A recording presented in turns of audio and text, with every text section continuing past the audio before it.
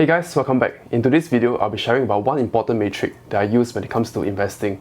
If I want to invest on a company for the long term, they must be playing the Infinite Game. Infinite Game is a business book written by Simon Sinek.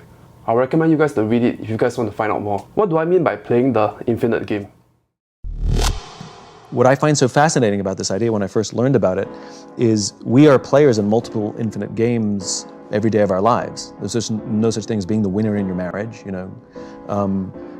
there's no such thing as winning global politics, and there's definitely no such thing as winning business.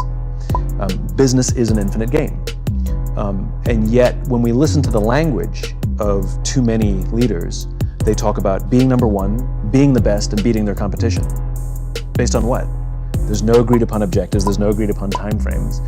And so what ends up happening is you have people building organizations and leading with a finite mindset, playing to win, in a game where there's no such thing as winning. And when we play with a finite mindset in an infinite game, there's a few very predictable and consistent outcomes. To understand on a deeper level, let me try to explain the fundamental problem with most companies. Now, a company is made up of people coming together to create compelling product or service. It should not exist if it produces a subpar product that nobody desires and does not provide any value to the marketplace. The worst kind of company you can invest in are companies that have no captain to cast a vision and direct where the ship is going. This kind of company do not have a direction, they have poor execution, and they don't dare to spend resources to innovate. And as mentioned earlier, a company is made up of people coming together. So the keyword here is people. And if you read and have an idea of the whole history of humanity, you will understand that part of our human nature is that we have the tendency to be self-serving and we will tilt towards selfishness.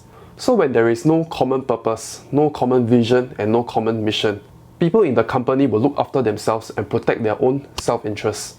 So I give you an example of a company that is playing the finite game and see if you can relate to this. So number one, have you ever worked in a company that punishes people for suggesting solutions or innovative ideas? Or number two, have your superior protected his or her self-interest and take credit of other people's work? Number three, or have you seen the whole work culture as bureaucratic and a very simple task have to be recorded in paperwork so that people can cover their own ass? Now this kind of work culture, they waste resources, they waste time, and they don't understand the damage they are doing to the company. Most companies are playing the finite game. And let's imagine in this kind of work culture, you have the board of directors, chairman, CEO, CFO, CTO, VP, managers, operations employee, shareholders, and customers. Now, if everyone is protecting and serving their own self-interest, for example, the management just wants to get as much compensation as possible, the shareholders wants yearly cash out paid in dividends, the baseline employees are not happy working with this kind of culture and their superior is taking their credit and blocking their career progression. So what you end up with is all these people snatching from the same pie, and their work culture and structure does not allow for taking bold decisions. For example, innovation. And even simple things like having a loyal customer base is hard for them. So a company playing a finite game looks something like this in my head. People are focusing on their own self-interest, their attention, and their work energy is directed at each other. So you create a very bureaucratic, self-serving, zero innovation, zero motivation, and zero vision company. Now what is the job of the leader in a company? His job should be casting a vision that is impossible to achieve in his lifetime. And because his vision is so grand, the mission and the vision itself will influence and inspire people working in the company. A leader with an infinite mindset will inspire talented people to work for them. His job is to put the right people at the right place, incentivize people to innovate and punish the lack of innovation, encourage and attract the right people to think long-term instead of short-term. An infinite mission statement will inspire people and people will come together and trust each other to work on something greater than themselves. This kind of work inspires people and gives people a purpose in their respective life. So this is how a company playing infinite game looks like in my head. Having a mission that cannot be completed, with talented and inspired people having a high amount of trust, working with each other to push this project as hard as possible. Everyone is focusing on the mission, their attention and energy is directed at the mission, instead of having politics and bureaucracy with one another. The goal is to grow the pie and not snatch the pie. Now we look at Tesla's mission statement. It is to accelerate the world's transition to sustainable energy. From that statement, they have to work on making electric vehicle compelling and affordable so people can switch from a gasoline to an EV. They do this so that the world has sustainable energy consumption. They work on getting cars to drive itself so that in the future, car sharing is a more economical approach and increases the car utility, making the car an asset. This reduces the number of gasoline cars. For example, every one autonomous electric vehicle can replace 5 gasoline cars. Now, you can't just have sustainable consumption without having sustainable production. And that's why Tesla will work on energy storage in the future, drive down the cost of manufacturing their stationary battery storage so we can harness clean energy from the sun. So Tesla's mission is almost impossible to complete, but because it is so inspiring, many people work very hard for things to move, and this is Tesla. And so many of the people you're working with are millionaires, many of them. And they're working there for the same salary as you. Almost everyone makes the same salary, but salary is not the point. The stock price is where you would make your money. And if you're there only to make money, you're probably going to burn out anyway. It's just so intense. But if you're there for the mission, well, then you're happy because you're a millionaire and you're working with other people who are on their way to being millionaires, or they are already, and you're making a difference towards your mission. So that replaces every traditional aspect of management. And this is Tesla's roadmap for growth. Cars, FSD, Robotaxi, energy, and Tesla Bot. Tesla takes the money they make, they build as many gigafactories as possible. They spend heavily on R&D to make the product compelling and reduces the cost to manufacture. They build neural nets to train artificial intelligence for full self-driving. They have the best and brightest engineers working on rebuilding and rethinking how a battery should be from the ground up, reducing the cost of battery by 69% per kilowatt hour. Now, when you have an infinite mission, selfless leadership thinking for the long term, this is the result. The company gets bigger and bigger as they have more resources to innovate and make bold decisions to make compelling products and services over the long term.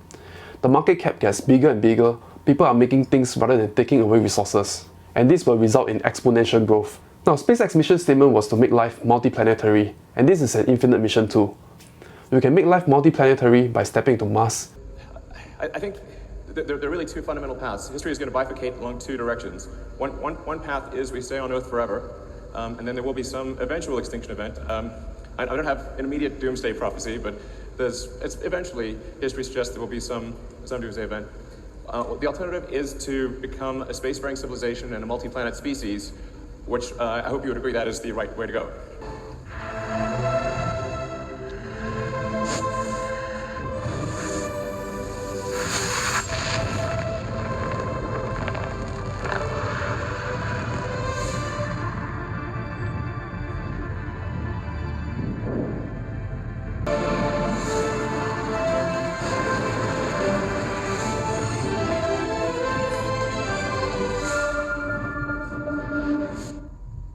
You can eventually venture out of solar system, maybe to Alpha Centauri in the future. Now, this is why Tesla and SpaceX has the best and brightest engineers, and the new graduates from MIT and other top schools are applying to work in both Tesla and SpaceX. So in business, there is no winning. You can dominate for 5 years, but will you still be in business for the next 20 years? There is no agreed upon time frame. There is no beating the competition. Once you start a business or C Corp, it is expected to go on forever. Whereas a leader with a finite mindset will think of beating the competition and focus on the competitor and not on their own business. Leaders with finite mindset dare not take bold decisions because it will look back on the leader himself if he fails. So what would the leader with the finite mindset do with all the extra resources? So instead of planning for the future, he will think short term and make shareholders happy by using the company's spare cash to buy back stocks to create scarcity in the stock supply, pumping up the stock price, or they give out dividends to the shareholders. When a leader gives out dividend and do share buyback, it sends a signal to me that they do not know how to make use of the company resources to grow the company. I'd much rather not take a 3% dividend and have the company use that 3% dividend and try to grow the business and share price by 5% or more. And if I need the cash, I will sell the 5% of my holding. Now, an example of a finite company in the past was BlackBerry. An infinite company was Apple. Apple was so innovative and daring while focusing on user experience, vertically integrating their software and hardware. Apple eventually took away BlackBerry's dominant market share. But these days, we see a finite leadership taking over, giving out dividends and buying back Apple shares. I know it will not be good for the super long term. Now, my closing thoughts is that infinite game is something very powerful. So once you understand this, you can apply this across all businesses that you're trying to value. There are not many companies out there that is playing the infinite game. And from this reference point, you don't have to ask me about my thoughts on Neo, Rivian, Lucid, or any other companies. I will not buy them and hold them for the long term because not many companies are playing the infinite game. Infinite game can also be used in life. There is no need to focus on others and be jealous of others. Let's take me for example. I can win people in net worth, but others can win me in other areas of life. We can measure in different metrics. People who truly have wonderful experience in life are winning in their own ways. And let's say I'm ahead of my peers in net worth. They can catch up 5 years from now, 10 years from now. It is an infinite game. So my ending thoughts is that we can play our own infinite game with our own lives, constantly learning, upgrading, learning new skills, pushing the boundary. So no matter what religion you are, we can all agree that life is a journey, and the goal is to minimize regrets. So just do things having this framework of minimizing regret, and use whatever matrix you determine is important to you. I hope you enjoyed this video. Subscribe and I'll see you next week.